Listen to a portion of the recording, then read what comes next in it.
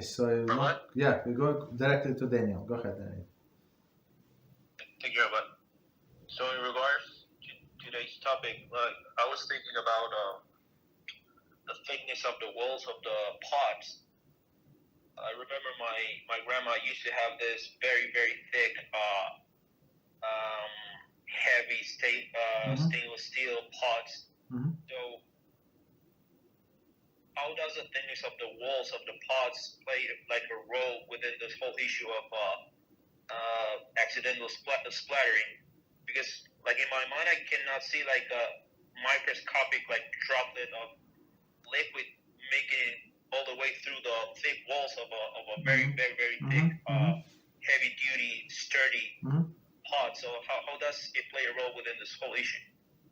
So in my mind, even so you give extreme example, yeah, it's understandable. But even today, like even thinner pot, even like much thinner walls, but they have this coating, this protective coating that can withstand 1,000 degrees on Fahrenheit inside of the oven. Or maybe I exaggerate, like 750, 500, let's say, right?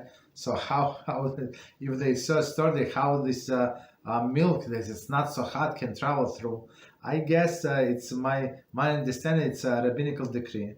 So in order to build for us fences, of course it's not going to penetrate. I mean, we're normal people, right? It's not going to penetrate. So if it's going to penetrate, it's going to leak. This pot is going to leak. It never leaks. You understand? So from inside, yes, we understand how it can absorb into the wall, but from outside, so it's a rabbinic decree. So they say they try to put fences for us not to have these pots next to each other. Why? Because the next thing that inevitably what happened, it's going to splatter from one pot into another, and people who are not very God-fearing, they would say, okay, maybe it's 1 to 60. I don't remember what is it, but it was accident. Maybe there is a leniency. And I heard today there is, but there is another rabbi. So I say, if it's there is another. So why talking to me? Talk to this another rabbi. You want a clowns? You can go with the clowns, right? But you want halacha. He's the halacha. You have. I check whatever they. I'm not going to repeat, but whatever they ask me, I check the leniency. Of course, I cannot go to all of the leniency. Maybe somebody said otherwise, but the main commentators said there's only one solution to whatever this person asked. But if there is a clown, there is a clown, of course. Or maybe somebody lenient in certain situation, maybe, right? So that's why I think that's my explanation. It is rabbinical, of course. Practically is not going to travel, but to put the separation, because if it's going to splatter into the pot from one to another, for sure it is biblical. That's for sure it's biblical. Understand? So that's why they say even from outside of the pot it is a problem. So you can understand that. So if it's inside, it's even greater problem. So that's my understanding. Okay.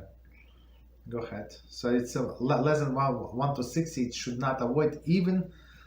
Of course, I mean we're trying to be practical. We're trying to be practical, meaning to begin with we should not do it. But after the fact, so if it happened, even this amount of milk went into the pot, it's after the fact there is no problem. So needless to say, on splatter on the side, but. Trying to be careful. If the rabbi said no, so we understand no. Unless, of course, people in this case, they do not have too many choices. They must cook meat and dairy at the same time. Okay.